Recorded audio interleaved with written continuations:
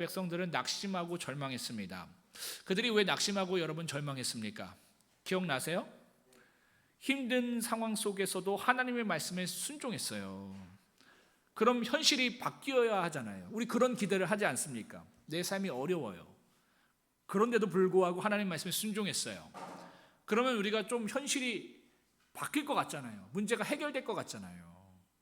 그런데 놀랍게도 하나님의 말씀에 순종했는데도 현실이 전혀 바뀔 기미가 보이지 않은 겁니다. 여전히 삶이 힘든 거예요. 아니, 더 어려워지는 거예요. 하나님의 말씀에 순종했는데도 불구하고 삶이 더 어려워지는 겁니다.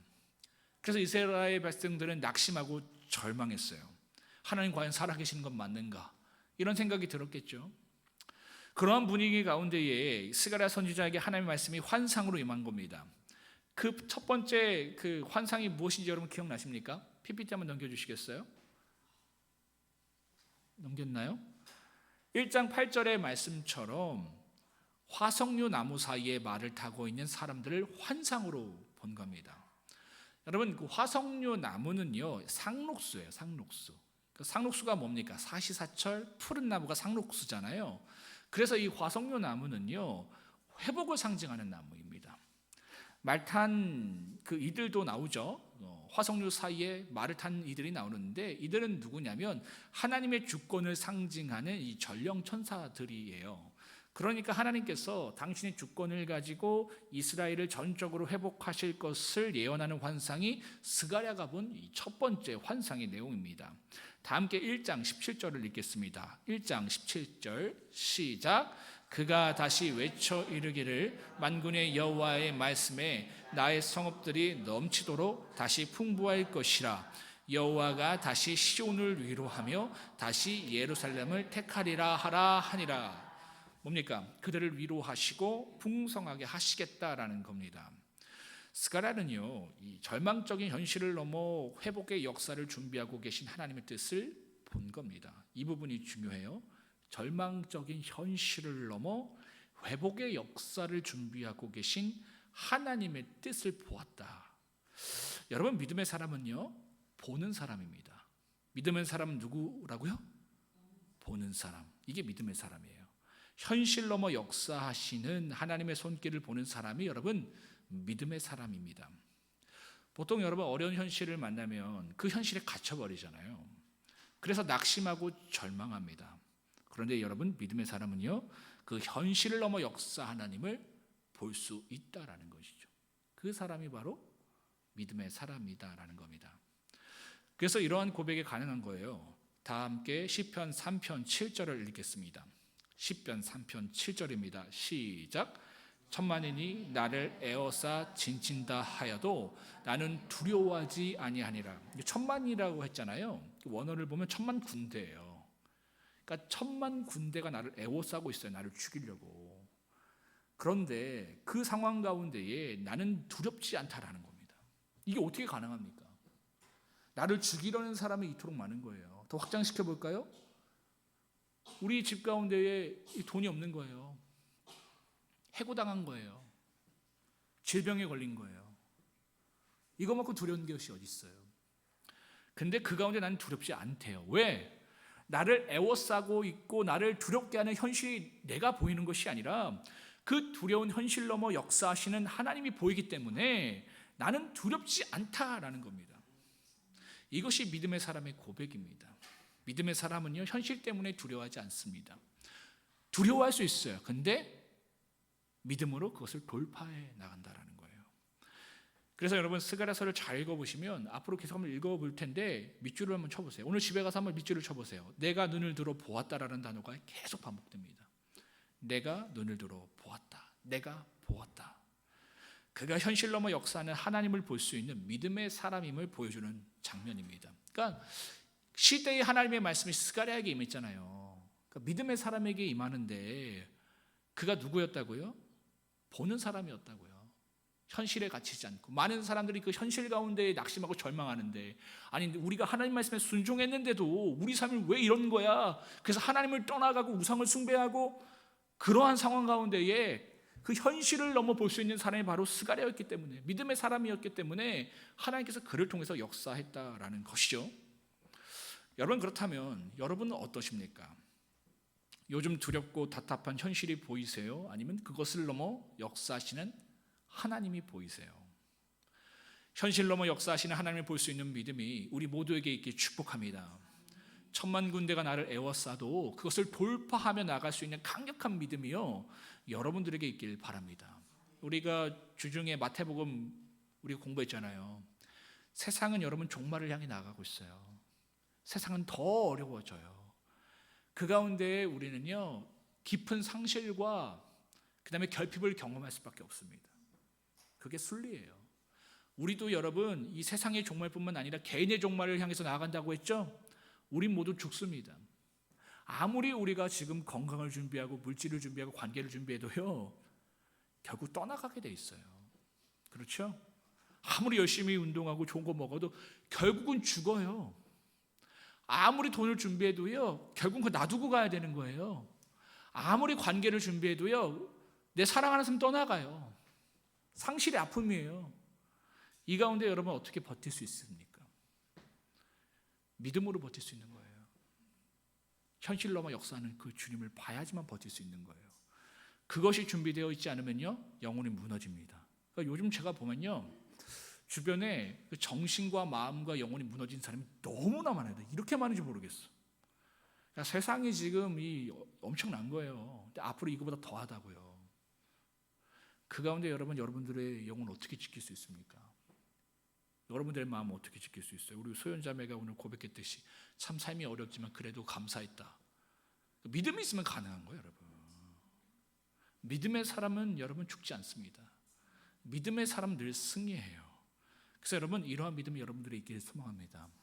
천만 군대가 나를 애워싸도 씩 웃을 수 있는 이 믿음, 와, 멋지잖아요. 그 믿음이 우리 모두에게 있기 정말 축복합니다. 이처럼 하나님께서 이스라엘 백성들을 회복하실 것을 약속하셨는데, 이러한 약속의 내용이 좀 더 구체적으로 설명되는 것이 이 스가랴가 본 두 번째, 세 번째 환상입니다. 먼저 스가랴가 본 두 번째 환상은요, PPT 한번 보여주시겠어요? 어떤 환상을 보았냐면 4개의 뿔과 4명의 대장장이의 환상을 보았습니다. 이게 두 번째 환상이었어요. 첫 번째 환상은 뭐였어요? 화석류 나무 사이에 샀던 말타니들을 봤죠. 두 번째 환상은 4개의 뿔과 4명의 대장장이의 환상이었습니다. 4개, 그죠? 예뿔, 4명의 대장장이들. 여기서 여러분 이 4개가 계속 반복되잖아요, 그죠? 여기서 숫자 4는요, 온 땅을 상징합니다.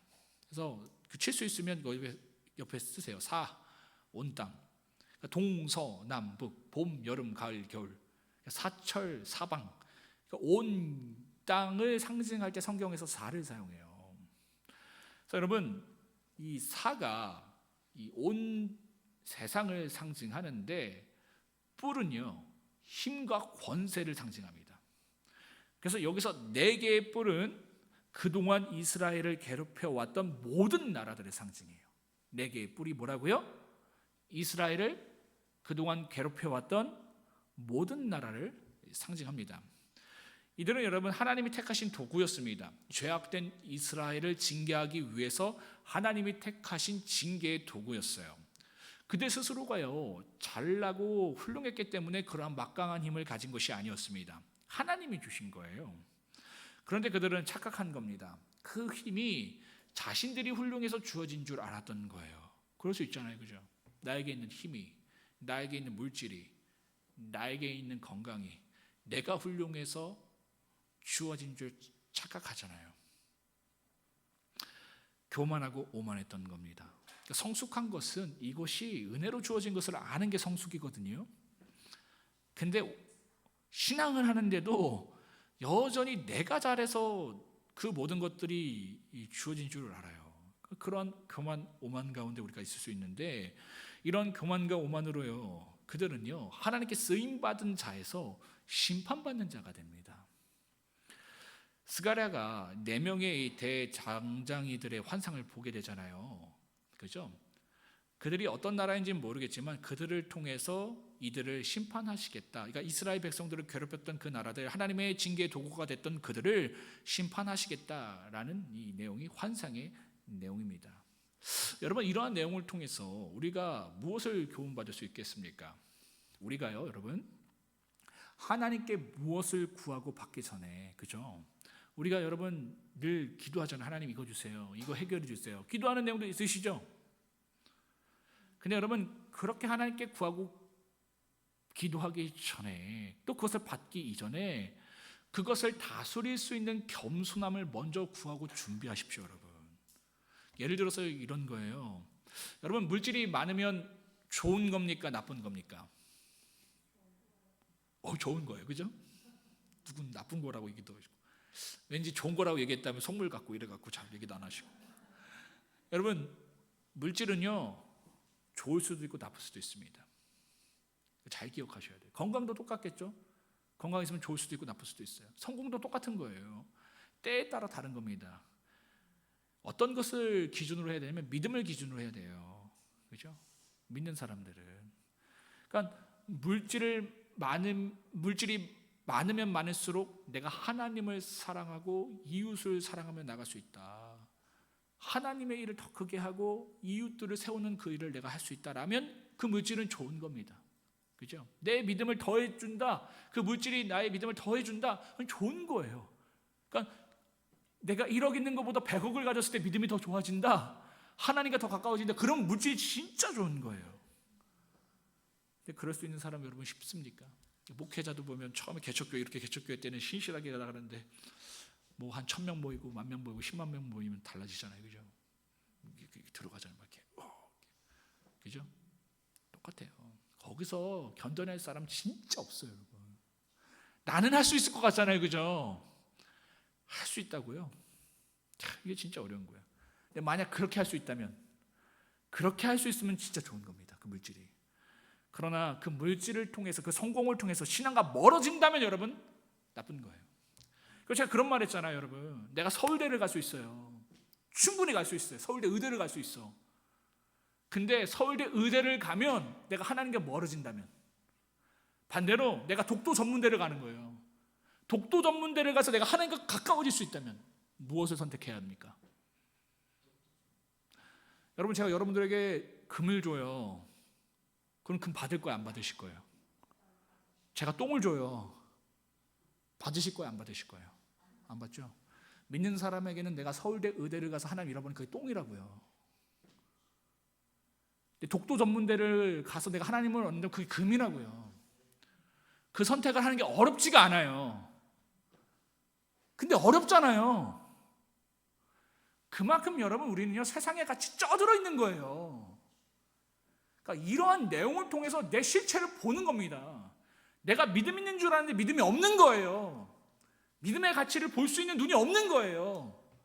그럼 그 가운데 어떻게 해야 돼요? 정죄감을 가져야 됩니까? 위선과 외식으로 나가야 됩니까? 그런 척 해야 되는 거예요? 아니요. 무릎 꿇어야 되는 겁니다. 하나님 보게 하여 주시옵소서. 부자 청년이 여러분 주님께 찾아오잖아요. 자기가 된 줄 알고. 그리고는 고상한 가치를 얘기하잖아요. 영생을 어떻게 얻습니까? 그러니까 주님이 뭐라고 말씀하세요? 하나님 사랑, 이웃 사랑하면 된다. 저 그거 다 했는데요. 저 하나님 사랑하는데요. 이웃 사랑하는데요. 야, 네가 하나님 사랑, 이웃 사랑해? 그러면 내가 진짜 간단한 거 하나 너에게 요구할게. 네 목숨을 내놔가 아니라 뭐예요? 네 가진 전 재산 다 팔아서 사람들 나누고 나를 따라. 목숨을 내놓는 것보다 더 간단한 거잖아요. 그러니까 부자 청년이 어떻게 합니까? 주님을 떠나버리잖아요. 주님을 떠나버리잖아요. 그러니까 나는 서울대 의대를 가고 싶은데 독도 전문대 가라니까 싫은 거예요. 떠나버리잖아요. 그 부자 청년이요, 그 얘기를 듣고요, 물질을 다 팔고 주님을 따라도 문제예요, 여러분. 주님이 그에게 원하신 그 내용이 아니에요. 물질을 팔아서 주님을 따라서 거기에 내 의가 생긴다면 그것도 문제인 거예요.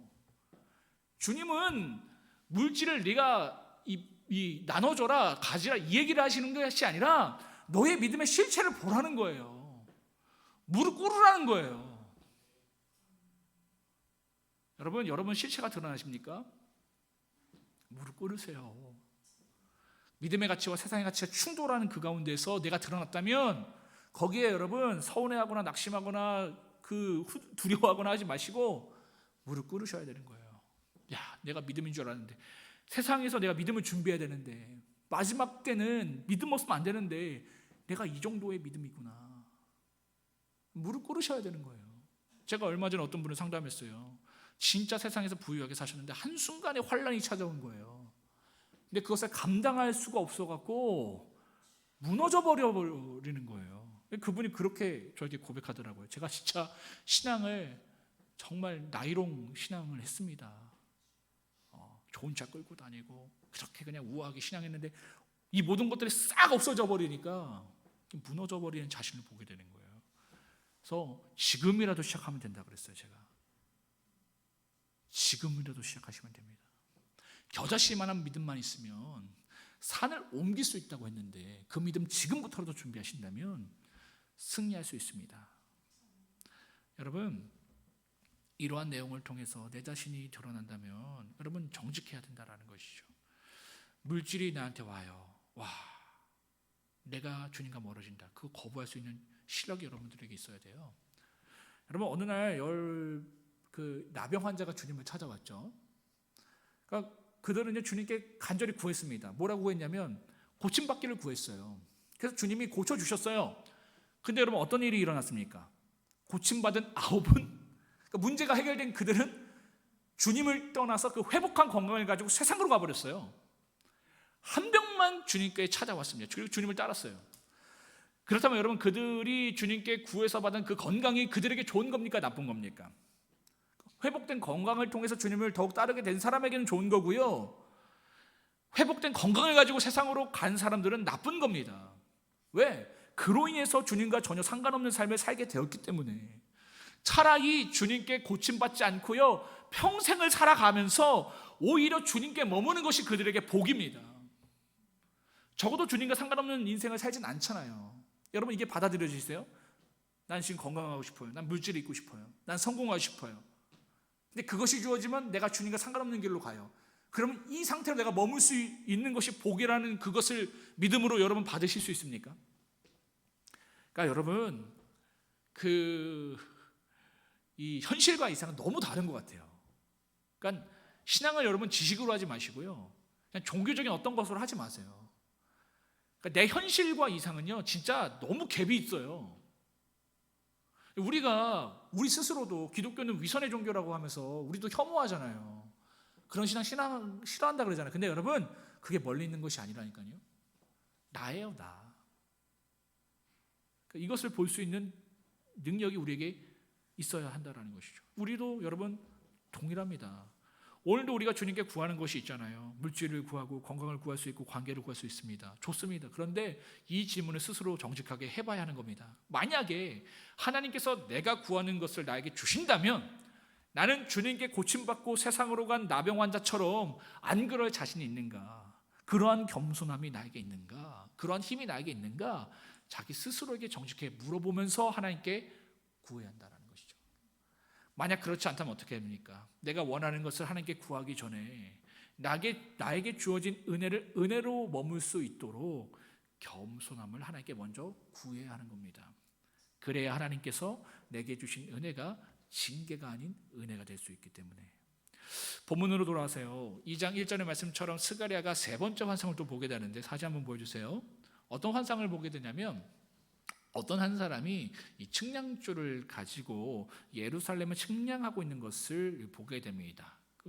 성곽을 짓기 위해서 이렇게 한 거예요. 여러분, 성곽은요 도시를 보호하는 보호막입니다. 그러니까 외적의 침입으로부터 보호해주는 보호막이 이 성곽이에요. 그런데 그런 성곽을 만들기 위해서 오늘날로 따지면 이 줄자 같은 것을 가지고 어떤 한 사람이 예루살렘의 이 너비와 길이를 재고 있는 겁니다. 그런데 놀라운 말을 듣게 되는 거예요. 다 함께 2장 4절을 읽겠습니다. 2장 4절 시작. 예루살렘은 그 가운데 사람과 가축이 많으므로 성곽 없는 성읍이 될 것이라 하라. 뭡니까? 예루살렘의 땅이 측량할 수 없을 정도로 성곽으로 가둘 수 없을 정도로 많은 사람과 가축이 살 수 있을 정도로 이 풍요롭게 되었다라는 거예요. 커졌다라는 겁니다. 하나님께서 앞으로 이스라엘 백성들을 이처럼 풍성하게 하실 것이다라는 것을 이 스가랴가 환상으로 보게 된 겁니다. 그뿐이 아니라요, 다음과 같은 말씀도 약속의 말씀으로 주어지는 것을 이 스가랴가 듣게 되는데, 다 함께 2장 5절을 읽겠습니다. 2장 5절 시작. 여호와의 말씀에 내가 불로 둘러싼 성곽이 되며 그 가운데에서 영광이 되리라. 뭡니까? 예루살렘을 보호하는 성곽을 그냥 성곽으로 짓는 것이 아니라 내가 친히 너희의 불성곽이 되어서 누구도 침입할 수 없는 성곽으로 내가 너희를 보호해 줄 거야 라고 말씀하셨다라는 것이죠. 여러분, 지금 그들이 살고 있는 예루살렘은요, 전쟁으로 성곽이 다 무너진 황폐한 곳입니다. 이것이 그들의 처한 현실이었어요. 그 어떤 것에도 보호받지 못하는 삶, 이것이 그들이 처한 현실이었습니다. 그런데 하나님께서 뭐라고 말씀하시는 겁니까? 그들에게 지금 비전을 보여주고 계신 겁니다. 너희들의 삶이 비록 지금은 초라하고 보잘것없지만 내가 너희를 측량할 수 없을 만큼 풍요롭게 할 것이고 내가 친히 너희와 함께하여서 너희의 보호자가 될 거야 말씀하고 계신 겁니다. 우리 교회 적용해 보면 이런 거예요. 우리 교회 어떻습니까? 교회 자체 건물도 없잖아요, 그죠? 이 30년 된 오래된 상가 지하 교회입니다. 재정도 별로 없고 사람도 별로 없어요. 세상적으로 봤을 때는 초라하고 보잘것없는 교회입니다. 그런데 뭡니까? 하나님께서 이런 우리 교회를 향해서 여기가 끝이 아니야. 내가 이 교회를 측량할 수 없을 만큼 풍요롭게 할 거야. 내가 이 교회의 영혼들이 넘쳐나게 할 거야. 이 교회 가운데 어둠의 권세가 침입하지 못하도록 내가 친히 불성곽이 되어서 너희를 보호할 거야 라고 약속하신다면, 그럼 저는 어떻게 반응해야 합니까? 그런 비전을 말씀하신다면 초라하고 보잘것없는 현실을 계속 묵상하고 있어야 됩니까? 그래서 우울해하고 낙심해하고 있는 거예요? 그렇지 않겠죠. 교회에 주시는 하나님의 비전을 초라한 현실을 넘어 믿음으로 보아야 하는 겁니다. 비전의 사람이 되어야 되는 거예요. 나에게 주신 그 비전의 말씀을 보고 취해야 하는 겁니다. 그럼 어떻게 되겠습니까? 나의 가능성이 끝난 것만 같은 그곳에서 하나님의 가능성이 시작되는 겁니다. 여러분, 다시 한번 축복드립니다. 현실 넘어 역사하시는 하나님의 손길을 볼 수 있는 믿음의 사람, 비전의 사람이 되시길 주님의 이름으로 축복합니다. 현실에 갇혀있지 마세요. 엘리사와 같이 나를 둘러싸고 있는 그 군대를 보지 마시고 눈을 들어 나와 함께 하시는 그 하나님을 볼 때에 우리는 어떤 문제에서도 승리할 수 있다는 것이죠. 본문으로 돌아와서요, 이러한 약속을 하나님께서 고국으로 돌아온 이스라엘 백성들에게 하고 계셨는데, 그들에게만 이 약속을 하고 계신 것이 아니라요, 현재 옛 바벨론 땅에 여전히 거주하고 있는 이스라엘 백성들에게도 동일한 약속을 하고 계시는 것이 2장 6절로부터 13절까지의 말씀입니다. 하나님께서요, 다음과 같이 옛 바벨론 땅에 거주하고 있는 이스라엘 백성들에게 권면하셨는데요, 다 함께 2장 6절 상반절과 2장 7절을 읽겠습니다. 시작. 오호라, 너희는 북방 땅에서 도피할지어다. 바벨론 성에 거주하는 시온아, 이제 너는 피할지니라. 제가 안 올렸네요. 뭐라고 말씀하시냐면, 여기서 북방은요, 바벨론 땅을 얘기하는 거예요. 바벨론 땅. 그러니까 뭐라고 권면하고 계시느냐면, 바벨론 땅에서 빨리 나오라는 거예요. 왜? 그 땅에 너희가 계속 있다가는 너희 영혼이 다 말라 죽기 때문에, 그곳에 내 심판이 이르기 때문에 빨리 그곳에서 나와서 이스라엘로 오라 말씀하고 계신 겁니다. 여러분, 그들은 왜 이스라엘로 돌아가는 것이 하나님의 뜻인지 알면서도 여전히 바벨론 땅에 거주하고 있을까요? 왜 그랬을까요? 편하기 때문이겠죠, 그죠? 그러니까 불편해지는 것이 싫고 손해보는 것이 싫고 헌신하는 것이 싫기 때문입니다. 그러니까 이스라엘로 가면 거기는 황폐하거든요. 아무것도 없어요. 그러니까 내가 이룬 것들을 다 나누고 거기 가서 다시 또 헌신하고 해야 되고 어려워해야 되는 거예요. 그게 싫은 겁니다. 그래서 바벨론에 있는 것이 더 좋으니까 고국으로 돌아가는 것을 싫어했다라는 것이죠. 제가 여러분 예전에 그 몇 년 뒤에 개척을 생각하고 있다고 사람들한테 이제 이야기하니까 저와 아내에게 이런 말씀을 하시는 분들이 많았어요. 목사님 개척하시면 따라갈게요. 근데 막상 개척했는데 안 오셨어요. 그리고 이런 말씀을 하셨어요. 목사님, 그곳에 하나님의 역사가 있는 것이 분명하고 저도 그곳에 가서 그 은혜를 누리고 싶은데 제가 이런저런 상황이 있어서 못 가게 됐어요. 목사님, 죄송해요. 제가 못 가지만 기도는 하겠습니다 라는 말씀을 정말 많이 들었습니다. 정말 상황이 있어서 못 오신 분들이 계시겠지만 편안한 곳을 내려놓고 불편한 곳으로 오는 것이 쉽지 않아서 못 오신 분들이 계셨을 거예요. 지하교회 불편한 거 사실 아닙니까? 그죠? 우리 권사님들 여기 참 제가 권사님들 볼 때마다 참 마음이 좀 힘든데 엘리베이터도 없으니까 참 힘들게 왔다 갔다 하셔야 되고 화장실도 여기 없으니까 1층으로 가셔야 되잖아요. 그래서 물도 잘 안 마신다는 제가 말씀을 드린 적이 있던 것 같아. 너무 마음이 좀 그렇더라고. 화장실도 없고 좁고 어둡고 불편한 게 사실이잖아요. 또 개척교회 오면 여러분 어떻게 해야 돼요? 헌신해야 되잖아요. 사람이 없으니까. 소연자매가 찬양팀 안 하고 있다고 목사님이 찬양하는 거 보고 긍휼한 마음이 생겨갖고 그때부터 본인이 찬양 인도해야겠다고 하면서 이렇게 나와서 찬양하고 있잖아요, 여러분. 새벽 예배도 어떻습니까? 내가 좀 피곤해서 하루 안 나오면 티가 바로 나잖아요, 그죠? 다른 교회 같으면 티가 안 나는데 내가 안 나면 예배의 존재의 유무가 결정이 돼. 내가 안 나오면 그게 안 맞는 마음들이 어떻게 합해지면 예배가 아무도 없어. 실제로 그런 적도 있었죠. 왔는데 아무도 없는 거야. 그래서 박명 목사 둘이 그냥 기도하고 말았는데 청소도 그렇잖아요, 그죠? 좀 피곤할 수가 있는데 바쁜 일이 있는데 내가 안 오면 어떻게 돼요? 저랑 아내와 선율이만 이렇게 셋이 청소를 해야 되는 그 상황이 벌어질 수 있겠죠. 그래서 여러분 개척교회를 온다라는 것은요 참 힘든 거예요. 그런데도 이런 상황 가운데에 오신 여러분들 정말 대단한 것 같아요. 얼마나 귀한지 모르겠습니다. 늘 감사한 마음을 갖고 있어요. 여러분 사람은요 내 영혼이 사는 것보다 내 몸이 편한 것을 선호합니다. 그게 사람이에요. 내 영혼이 사는 것보다 내 몸이 편한 것을 선호해요. 이스라엘 백성들이 그랬다라는 것이죠. 이스라엘 땅으로 가는 것이 영혼이 사는 건데 몸이 불편하니까 가기 싫은 거예요. 그런 그들에게 지금 하나님께서 촉구하고 계신 겁니다. 그곳에서 나오라. 이스라엘로 가라. 그래야 너의 영혼이 산다. 말씀하고 계신 겁니다. 말씀을 정리합니다. 여러분 현실 넘어 역사하시는 하나님의 손길을 볼 수 있는 비전의 사람, 믿음의 사람 되시길 바랍니다. 더불어 하나님께 무엇을 구하기 전에요 그 받은 은혜가 은혜로 머물 수 있도록 겸손함을 먼저 하나님께 구하시길 바라요.